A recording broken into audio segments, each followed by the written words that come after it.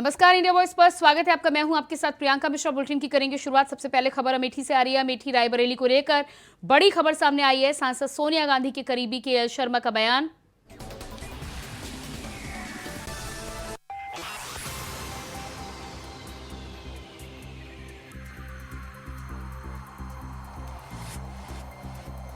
जल्द ही प्रत्याशी की हो जाएगी घोषणा। के शर्मा का यह बयान सामने आया है। रायबरेली में 3 मई को कांग्रेस प्रत्याशी का नामांकन। मैं नामांकन की तैयारी करने के लिए आया हूं रायबरेली।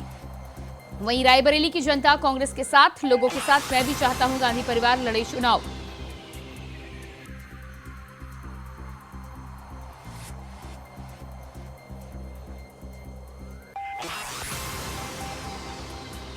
और इसी बीच अगली खबर भी रायबरेली से सामने आ रही है। रायबरेली से बड़ी खबर। रायबरेली पहुंचे गांधी परिवार के वकील। गांधी परिवार के नामांकन का काम देखते हैं केसी कौशिक। रायबरेली पहुंचे गांधी परिवार के वकील। गांधी परिवार के नामांकन का काम देखते हैं केसी कौशिक। केसी कौशिक के रायबरेली पहुंचने से संभावनाएं बढ़ी। गांधी परिवार का कोई सदस्य कर सकता है नामांकन।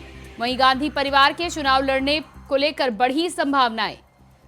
तो लंबे समय से जिसको लेकर कयास लगाए जा रहे थे कांग्रेस आलाकमान की तरफ से, अभी भी सस्पेंस पूरी तरह से बरकरार है। लेकिन जिस तरह से केसी कौशिक रायबरेली पहुंचे हैं, कहीं ना कहीं कार्यकर्ताओं के मन में उत्साह है और संभावनाएं बढ़ती हुई नजर आ रही हैं। 3 मई आखिरी तारीख है अमेठी और रायबरेली में नामांकन दाखिल करने की। ऐसे में एक दिन का और इंतजार करना होगा और देखना ही होगा कि क्या आज शाम तक कांग्रेस की तरफ से आधिकारिक तौर पर कोई ऐलान निकलकर सामने आता है। फिलहाल अमेठी और रायबरेली दोनों में ही कांग्रेस के कार्यकर्ता और समर्थक राहुल और प्रियंका के लिए आस लगाए बैठे हैं।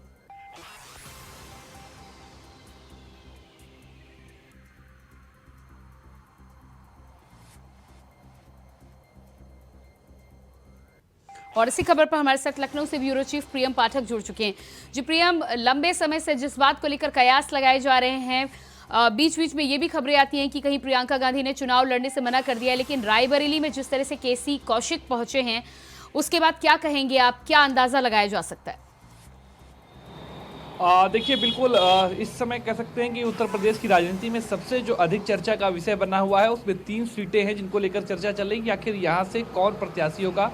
केसरगंज की एक सीट है जहाँ से बीजेपी ने अभी तक अपने प्रत्याशी के नाम की आधिकारिक रूप से पुष्टि नहीं करी है, जहाँ से ब्रजभूषण शरण सिंह आते हैं, लेकिन माना जा रहा है कि वहाँ से इस बार बीजेपी उनके बेटे को टिकट दे सकती है। इसके अलावा रायबरेली और अमेठी से कांग्रेस किसको उतारेगी, क्योंकि ये दोनों ही सीटें कांग्रेस का गढ़ रही हैं। लंबे समय से इस सीटों पर कांग्रेस परिवार का कब्जा रहा। हालांकि 2019 के पिछले चुनाव में स्मृति ईरानी ने राहुल गांधी को वहां पर हरा दिया था चुनाव में, और इसलिए इस बार भी चर्चा बनी हुई है कि क्या इस बार राहुल गांधी अमेठी से चुनाव लड़ेंगे और रायबरेली से क्या प्रियंका गांधी चुनाव लड़ेंगी, क्योंकि रायबरेली से सोनिया गांधी अभी तक चुनाव लड़ती रही हैं और वो मौजूदा वक्त में वहाँ से सांसद भी पिछली बार भी चुनी गई थी। तो अब माना जा रहा है कि इन दोनों सीटों से गांधी परिवार के सदस्य जो है वो चुनाव लड़ सकते हैं। हालांकि अभी भी आधिकारिक रूप से इसको लेकर पुष्टि नहीं करी गई है कि कौन प्रत्याशी जो है वो किस सीट से उतारा जाएगा कांग्रेस की तरफ से, क्योंकि नॉमिनेशन का कल लास्ट डे है। तो आज माना जा रहा है कि अब से मैच कुछ घंटे के अंदर स्थिति जो है वो स्पष्ट हो जाएगी कि आखिर अमेठी और रायबरेली से कांग्रेस किसको बतौर प्रत्याशी उतार रही है। अमेठी से राहुल गांधी के नाम को लेकर जो चर्चा चल रही थी, लेकिन उसमें एक चर्चा अब ये भी चल रही है कि शायद अमेठी से ही प्रियंका गांधी को जो है वो चुनाव लड़ाया जा सकता है और जो ये चुनाव होगा वो स्मृति ईरानी वर्सेस प्रियंका गांधी भी हो सकता है। हालांकि चूंकि जैसा कि मैंने बताया कि अभी तक आधिकारिक रूप से इसकी पुष्टि नहीं की गई है, लेकिन चाहे प्रियंका गांधी की टीम के लोग हों या फिर राहुल गांधी की टीम के लोग हों, दोनों ही की टीम के जो लोग हैं वो इन दोनों ही सीटों पर जो है वो पहुंचे हुए हैं और इसलिए कहीं ना कहीं असमंजस की स्थिति अभी बरकरार है। लेकिन माना जा रहा है कि अब से मैच कुछ घंटे के अंदर किसी भी वक्त जो है कांग्रेस की तरफ से ऑफिशियली तौर पर इस बात का अनाउंसमेंट कर दिया जाएगा कि इस सीट से कांग्रेस किसको बतौर प्रत्याशी यहाँ पर उतार रही है। लेकिन ये साफ कह सकते हैं काफ़ी हद तक हो चुका है कि इस दोनों ही सीटों पर गांधी परिवार से ही लोग जो है वो चुनाव लड़ेंगे। हालांकि फिर वही बात, अभी तक जो है आधिकारिक रूप से पुष्टि नहीं की गई है, लेकिन जो कयास है, जो कांग्रेस के कार्यकर्ता हैं, उनकी जिस तरीके से डिमांड है, वो सभी लंबे समय से इस बात की मांग कर रहे थे कि यहाँ से गांधी परिवार के सदस्यों को ही चुनाव लड़ना चाहिए। और कांग्रेस भी इस बात को जानती है, क्योंकि जिस तरीके से बीजेपी ने मेहनत करी है, जिस स्तर पर तैयारियां करी हैं और पिछला चुनाव जिस तरीके से 2019 का रहा था, ऐसे में उनको पता है अगर गांधी परिवार से के अलावा कोई और बाहरी यहाँ पर आकर चुनाव लड़ता है तो काफ़ी मुश्किल होगा इन सीटों को जीत पाना कांग्रेस के लिए। और इसीलिए कह सकते हैं कि इस सीट पर माना जा रहा है कि कांग्रेस परिवार के सदस्य जो है वो चुनाव लड़ेंगे। केसी कौशिक जिस तरीके से आपने बताया कि वो वहाँ पर पहुँच चुके हैं रायबरेली में, तो ये सब साफ तौर पर इस ओर इशारा कर रहे हैं कि इन दोनों सीटों पर गांधी परिवार के सदस्य जो हैं वो लड़ सकते हैं, या दोनों सीटों पर राहुल गांधी और प्रियंका गांधी जो है वो चुनाव लड़ सकती है। हालांकि कौन सी वो सीट होगी इसको लेकर अभी तक पुष्टि नहीं की गई है और कांग्रेस जानती है, शायद इसलिए थोड़ा सा इंतजार किया जा रहा है, चूंकि ये सीट काफ़ी हद तक प्रतिष्ठा का सवाल होगी, चूंकि पारंपरिक तौर पर कांग्रेस की सीटें रही हैं। 2019 में पहले ही कांग्रेस अमेठी सीट को खो चुकी है, तो इस बार वो चाहेगी कि उस खोई हुई अपनी विरासत को वापस पाया जाए, जिस पर उसका कभी कब्जा रहा था, जो उसकी सेट सीटें कही जाती थी। लेकिन अब चूंकि ऐसा नहीं हो रहा है, तो उसको लेकर भी कहीं ना कहीं कांग्रेस के मन में, और इसीलिए शायद असमंजस की स्थिति अभी तक बरकरार है कि आखिर कांग्रेस पार्टी बतौर प्रत्याशी इन दोनों सीटों पर किसको मैदान में उतारेगी। जी बिल्कुल, तो जिस तरह से दोनों ही सीटों की बात हो रही है लगातार, लेकिन इसी बीच में जानकारी ये भी निकल कर सामने आई थी कि चुनाव की व्यस्तता के चलते प्रियंका गांधी ने इनकार किया है। रॉबर्ट वाड्रा की तरफ से जिस तरह से बार बार बीच में बयान आए हैं, क्या कहीं ना कहीं इसको भी जोड़कर देखा जा सकता है कि अगर प्रियंका अपने कदम पीछे खींचती हैं तो रॉबर्ट वाड्रा को चुनावी मैदान में कांग्रेस सामने ला सकती है? बिल्कुल, देखिए इस बात को लेकर संभावनाएं जरूर अलग अलग हैं, लेकिन जिस तरीके से अभी समीकरण बनता हुआ नजर आ रहा है उस लिहाज से गांधी परिवार के सदस्य ही चुनाव जो है वो लड़ेंगे। हालांकि रॉबर्ट वाड्रा को लेकर भी कई बार चर्चाएं हुई हैं। जिस तरीके से एक पहले चर्चा हुई कि प्रियंका गांधी ने चुनाव लड़ने से मना किया है और वो केवल पार्टी के प्रचार प्रसार पर ही जोर देंगी, तो वो अभी इसका कोई ऑफिशियली अनाउंसमेंट नहीं था। इस बात को लेकर जरूर जो है सोर्सेज के हिसाब से जानकारी जो थी वो कही गई थी, लेकिन अभी फिलहाल कह सकते हैं कि स्थितियां अभी भी सस्पेंस जो है स्थितियों को लेकर वो बरकरार है कि आखिर सीट पर किसको बतौर प्रत्याशी कांग्रेस उतारेगी, देखना होगा।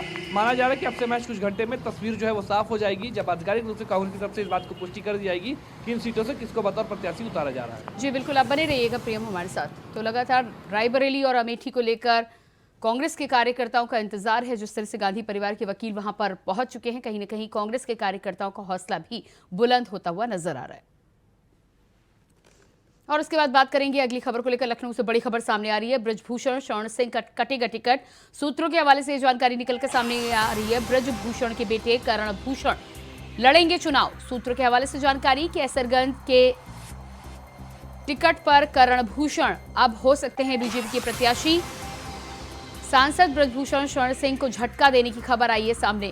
बीजेपी ने बृजभूषण को निर्णय से अवगत कराया। सूत्रों के हवाले से ये जानकारी भी निकलकर सामने आ रही है। कुछ ही देर में आधिकारिक तौर पर ऐलान किया जा सकता है। तो कैसरगंज की सीट को लेकर भारतीय जनता पार्टी ने सस्पेंस खत्म करने की तैयारी कर दी है। लंबे समय से बृजभूषण शरण सिंह खुद की दावेदारी भी करते हुए नजर आ रहे थे, लेकिन जिस तरह से कोर्ट से राहत नहीं मिली है बृजभूषण शरण सिंह को, ऐसे में अब ये माना जा रहा है कि चुनाव के आखिरी दौर में भारतीय जनता पार्टी सस्पेंस से पर्दा उठा सकती है। बृजभूषण के बेटे को टिकट मिल सकता है कैसरगंज की सीट से। सूत्रों के हवाले से ये जानकारी है। और इसी खबर पर हमारे साथ लखनऊ से ब्यूरो चीफ प्रियम पाठक लगातार बने हुए हैं। जी प्रियम, जिस तरह से बृजभूषण की सीट को लेकर लंबे समय से इंतजार हो रहा था, लेकिन अब माना जा रहा है कि आज इस मसले पर ऐलान हो सकता है, उनके बेटे को टिकट दिया जा सकता है। प्रियंका, देखिए केसरगंज की सीट पर भी नॉमिनेशन की जो आखिरी तारीख है वो 3 तारीख है, यानी कल का वो दिन है जब आखिरी दिन होगा जब कोई भी वहाँ पर प्रत्याशी जो है वो नॉमिनेशन फाइल कर सकता है। और अभी तक बीजेपी की तरफ से सीट को लेकर प्रत्याशी की घोषणा नहीं करी गई है और ये कहीं ना कहीं चर्चा का विषय है, चूंकि सब जानना चाह रहे थे कि क्या बीजेपी फिर से इस बार बृजभूषण शरण सिंह को टिकट देगी या उनकी जगह पे किसी और प्रत्याशी को उतारा जाएगा या उनके परिवार के किसी सदस्य को बतौर प्रत्याशी यहाँ पर बीजेपी जो है वो उतारेगी। अभी जो फिलहाल जानकारी मिल रही है, माना जा रहा है कि बृजभूषण शरण सिंह की जगह पर उनके बेटे करण सिंह को जो है वो टिकट यहां से दिया जा सकता है। बीजेपी बतौर प्रत्याशी उनको यहां से मैदान में उतार सकती है, क्योंकि बृजभूषण शरण सिंह को लेकर जिस तरीके से एक विरोध देखने को मिला था, विवाद का मामला जो पहलवानों की कुश्ती के आया था फेडरेशन को लेकर, तो उसका साफ तौर पर माने जा रहा है। और जो जिस तरीके से कोर्ट के अंदर पूरा मामला पहुंचा और उसमें कोर्ट से राहत ना मिलने की जो बात निकल कर सामने आई, तो उन सब का शायद ये नतीजा है कि बीजेपी बृजभूषण शरण सिंह की जगह पर उनके बेटे करण को जो है वो टिकट दे सकती है। और इसलिए माना जा रहा है कि आज चूंकि नॉमिनेशन का कल ही आखिरी दिन है, तो इस सीट पर भी बीजेपी भी आज देर शाम तक या दोपहर में जो है अब से मैच कुछ घंटे बाद प्रत्याशी की आधिकारिक रूप से पुष्टि कर सकती है। हालांकि क्या बृजभूषण शरण सिंह का टिकट कटेगा या नहीं कटेगा, इसको लेकर अभी ऑफिशियली तौर पर बीजेपी की तरफ से भी जानकारी जो है वो साझा नहीं करी गई है, लेकिन जो जानकारी है उसके मुताबिक करण सिंह जो उनके बेटे हैं उनको वहां से बीजेपी बतौर प्रत्याशी मैदान में उतार सकती है। जी बिल्कुल, तो इस पूरे मामले में जिस तरह से अब करण सिंह का नाम निकलकर सामने आ रहा है, हालांकि बृजभूषण शरण सिंह लगातार दावेदारी करते हुए नजर आ रहे थे। इस पूरे मामले में कोर्ट का मामला जिस तरह से फंसा हुआ है, कि आपको लग रहा है कि बृजभूषण शरण सिंह अपनी दावेदारी जो पेश करते हुए नजर आ रहे थे, कहीं ना कहीं उन्होंने इशारा इस ओर भी किया था कि अगर कोई और प्रत्याशी भी खड़ा होता है तो 5 लाख से अधिक वोटों से जीतेगा। तो क्या ये भूमिका बनाने की कोशिश कहीं ना कहीं पहले से की जा रही थी? देखिए, चूंकि मामला जो है वो कोर्ट में चल रहा था, तो ऐसे में बीजेपी कहीं ना कहीं वेट कर रही थी और लास्ट बॉल तक मैच को ले जाने की पूरी कवायद थी बीजेपी की, और इसीलिए अभी तक रोका गया। इस सीट पर प्रत्याशी की घोषणा नहीं करी गई है, चूंकि बीजेपी चाहती है कि विपक्ष को ज़्यादा हमला करने का मौका ना मिले, ज़्यादा जिस तरीके से कह सकते हैं कि 5वें चरण में चूंकि चुनाव होना है केसरगंज में, तो ऐसे में वहाँ पर पॉलिटिकली तौर पर ज़्यादा से ज़्यादा फायदा मिले। और बृजभूषण शरण सिंह को लेकर जिस तरीके से विरोध देखने को मिला था, तो उसका ज़्यादा नुकसान ना हो बीजेपी को, चूंकि बड़े नेता के तौर पर बीजेपी के अंदर रहे हैं, अच्छी पकड़ उनकी मानी जाती है सीट के ऊपर, और कहीं ना कहीं जन समर्थन जो है वो उनके साथ में जुड़ता है। तो ऐसे में बीजेपी बृजभूषण शरण सिंह की नाराजगी भी नहीं लेना चाह रही थी, और इसीलिए शायद ये इंतजार किया गया है। और अब चूंकि इस तरीके के समीकरण बनते हुए नजर आ रहे हैं कि बृजभूषण शरण सिंह को टिकट नहीं दिया जाएगा, और उनकी जगह पर उनके बेटे को देकर दोनों ही तरफ से डैमेज कंट्रोल करने की कह सकते हैं कि कवायद जो है वो बीजेपी की तरफ से की जा रही है। जी बिल्कुल, बने रहिएगा आप हमारे साथ। तो बृजभूषण का कट सकता है टिकट, उनके बेटे को लेकर टिकट की खबरें सूत्रों के हवाले से जानकारी निकलकर सामने आ रही है।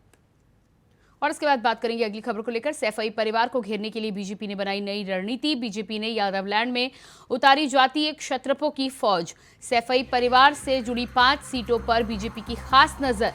बीजेपी बिगाड़ेगी सपा का खेल। मैनपुरी से लेकर आजमगढ़ तक बीजेपी का खास प्लान। एमपी के सीएम मोहन यादव इन सीटों पर करेंगे रोड शो। तो सैफई परिवार को घेरने के लिए बीजेपी की नई रणनीति। बीजेपी ने यादवलैंड में उतारी है जातीय क्षत्रपों की फौज। एमपी के सीएम मोहन यादव इन सीटों पर करेंगे रोड शो। सैफई परिवार से जुड़ी 5 सीटों पर बीजेपी की खास नजर। बीजेपी बिगाड़ेगी समाजवादी पार्टी का खेल। समाजवादी पार्टी को घेरने के लिए भारतीय जनता पार्टी लगातार तैयारी करती हुई नजर आ रही है, और समाजवादी पार्टी का गढ़ माने जाने वाली सीटों पर भारतीय जनता पार्टी की खास नजर इस चुनाव में बनी हुई है, जिसको लेकर एमपी के सीएम मोहन यादव को उतारने की तैयारी। जिस तरह से अमेठी में भी स्मृति ईरानी के नामांकन के दौरान मोहन यादव नजर आए। और इसी खबर पर हमारे साथ लखनऊ से ब्यूरो चीफ प्रियम पाठक लगातार बने हुए हैं। जी प्रियम, समाजवादी पार्टी की 5 सीटों की खासतौर से बात की जाए तो भारतीय जनता पार्टी जिस तरह से रणनीति बना रही है, जिस तरह से एमपी से मोहन यादव को उत्तर प्रदेश में उतारा गया है, क्या लग रहा है आपको ये कवायद कितनी रंग लाएगी चुनाव के दौरान? देखिए, बिल्कुल प्रियंका, इस बात को लेकर चर्चाएं तब से शुरू हो गई थी जब मध्य प्रदेश में बीजेपी की सरकार बनी और वहां पर मुख्यमंत्री के तौर पर मोहन यादव को बीजेपी ने प्रेजेंट किया था। उस समय से माना जा रहा था कि उत्तर प्रदेश के अंदर समाजवादी पार्टी को इसका साफ तौर पर नुकसान होगा, और इसीलिए बीजेपी ने उचित समझी रणनीति के तहत वहां पर उनको बतौर मुख्यमंत्री प्रोजेक्ट किया था। और अब उनको हर उस सीट पर लाया जा रहा है जहां पर यादव समीकरण जो है, मतदाता जो है वो काफी हद तक जो खेल है उसको तय करते हैं कि किसकी सरकार, कौन वहां पर जीतेगा, कौन हारेगा। और ऐसे में जहां निर्णायक भूमिका में है यादव मतदाता, उन सीटों पर मोहन यादव को उतारा जा रहा है ताकि उसका साफ तौर पर फायदा बीजेपी को मिले, और जो वोट है, जो अभी तक यादव वोट समाजवादी पार्टी का कोर वोटर कहा जाता है, उसमें सेंधमारी की जा सके।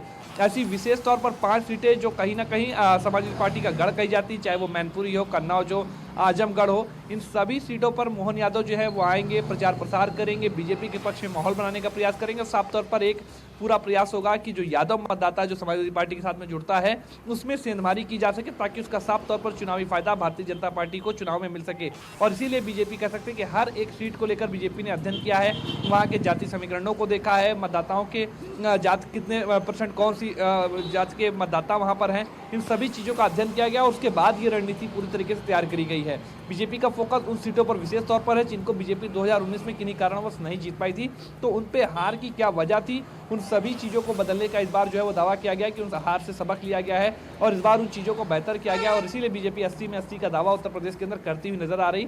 हर एक सीट को लेकर बीजेपी मंथन कर रही है, हर एक सीट को लेकर वहाँ के समीकरणों को देखा जा रहा है, इंटरनल सर्वे कराए गए हैं, सर्वे रिपोर्ट्स को देखा गया, उस आधार पर बीजेपी ने अपनी पूरी रणनीति को तैयार किया है।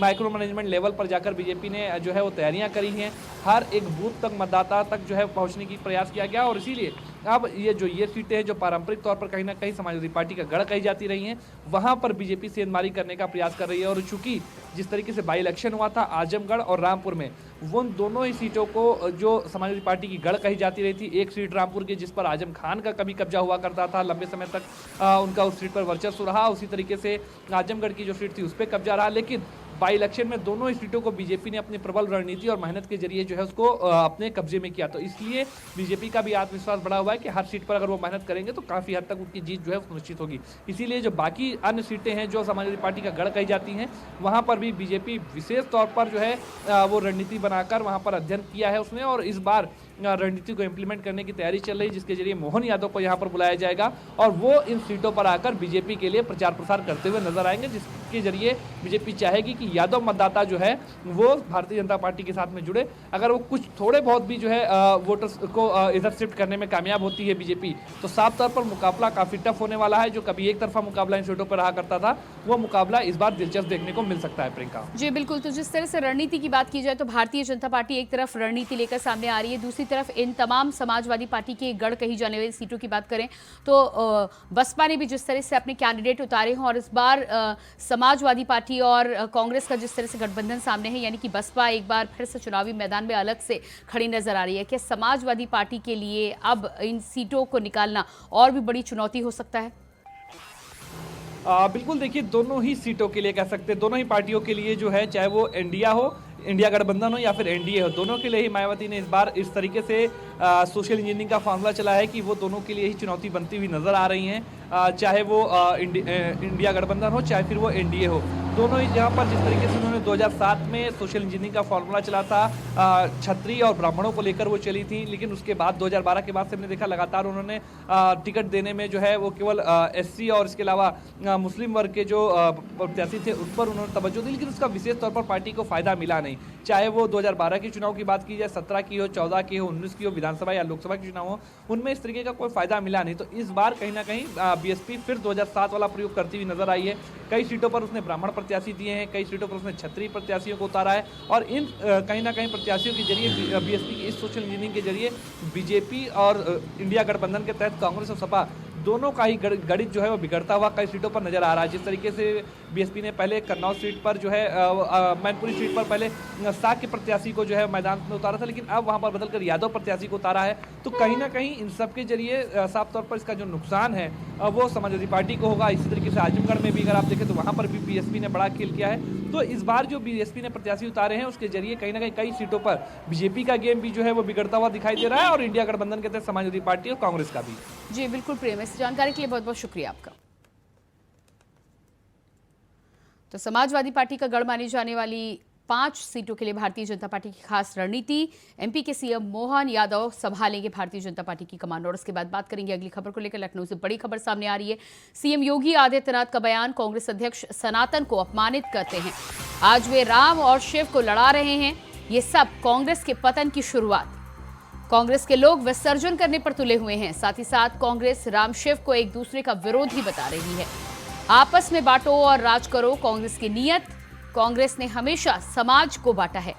तो ये तमाम बयान निकलकर सामने आए हैं। मुख्यमंत्री योगी आदित्यनाथ ने कांग्रेस पर निशाना साधा है। कांग्रेस की सच्चाई सामने आ रही, सनातन को कांग्रेस अपमानित करती रही है। राम और शिव अलग अलग नहीं है। सीएम योगी आदित्यनाथ का यह बयान सामने आया है। प्रभु श्री राम ने शिव की आराधना की, भगवान शिव ने भी राम की उपासना की। स्वाभाविक रूप से कांग्रेस की वास्तविकता सामने आ रही है। भारत की सनातन परंपरा को अपमानित करना, उसको लांछित करना, भारत की आस्था के साथ खिलवाड़ करना, ये कांग्रेस की प्रवृत्ति है। और कांग्रेस अध्यक्ष के द्वारा यही बात जो उनको कांग्रेसी संस्कार में प्राप्त हुआ है, वही बात वो अपने भाषणों में कर रहे हैं। भगवान शिव और भगवान राम को आपस में लड़ाने का कुत्सित प्रयास कर रहे हैं। उनका यह वक्तव्य अत्यंत ही निंदनीय है। दूसरा, हम इस बात को जरूर ध्यान में रखें, हमारे शास्त्र इस बात के प्रमाण हैं कि शिव का द्रोही हो या राम का द्रोही, उसका पराभव, उसका पतन अवश्य हुआ है। एक कांग्रेस की पतन की एक नई शुरुआत है और कांग्रेस इस प्रकार के स्तरहीन वक्तव्यों को देकर के हिंदू आस्था के साथ तो खिलवाड़ कर ही रही है, लेकिन अपने कृत्यों से कांग्रेस को इतिहास की वस्तु बनाने की ओर भी कांग्रेस का नेतृत्व उसे धकेल रहा है। और मुझे लगता है प्रभु राम और देवादिदेव महादेव शिव इनको सद्बुद्धि दे। कम से कम जब अब कांग्रेस को लोग विसर्जन करने पर तुले ही हैं, तो अब तो सच का रास्ता अपना ले। और इसके बाद लखनऊ से बड़ी खबर सामने आ रही है। बीजेपी की आज लखनऊ में होगी बड़ी बैठक। बीजेपी की संगठनात्मक बैठक में गृहमंत्री अमित शाह होंगे शामिल। आज शाम 5 बजे बीजेपी की बड़ी बैठक। लोकसभा चुनाव के बचे हुए चरणों पर होगी बड़ी बैठक। अवध क्षेत्र में लोकसभा चुनाव की तैयारियों पर भी होगी चर्चा। वहीं बैठक में प्रदेश संगठन महामंत्री धर्मपाल सिंह, प्रदेश अध्यक्ष भी रहेंगे मौजूद। गृह मंत्री बरेली, बदायूं और सीतापुर में जनसभा भी करेंगे। तो गृह मंत्री बरेली, बदायूं और सीतापुर में जनसभा को करेंगे संबोधित। आज लखनऊ के दौरे पर गृह मंत्री अमित शाह शाम 5 बजे बीजेपी की बड़ी बैठक। कार्यालय में पदाधिकारियों के साथ करेंगे मंथन। और इसके बाद रुक करते हैं अगली खबर को लेकर। अफजाल अंसारी को लेकर बड़ी खबर सामने आ रही है। अफजाल अंसारी पर आज आएगा फैसला। गाजीपुर लोकसभा सीट से होगा अफजाल अंसारी के भाग्य का फैसला। अफजाल अंसारी को सजा होती है तो बेटी नुसरत लड़ सकती हैं चुनाव। तो झारखंड कांग्रेस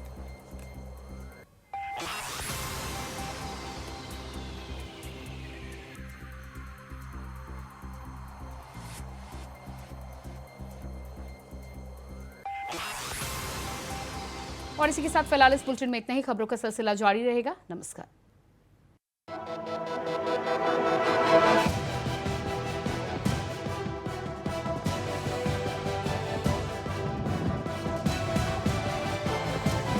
इंडिया वॉइस, आपकी सोच, आपकी आवाज।